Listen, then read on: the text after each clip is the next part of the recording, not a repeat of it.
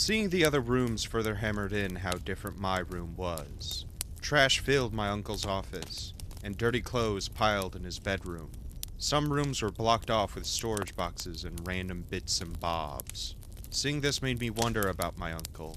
Did he become a hoarder as he became more distant from everything? Or was it just always a part of him that I never noticed? I noticed something strange about each box. Some boxes were normal and unmarked, while others had strange symbols drawn into them with red Sharpie. Trying to lift one of the boxes, I accidentally dropped a wooden case that was on top of it.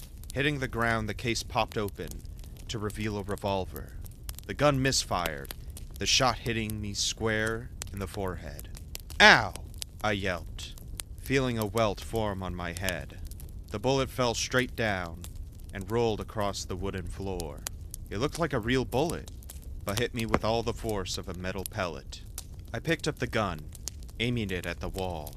"Huh, Uncle Whitty never told me anything about owning a toy gun," I said.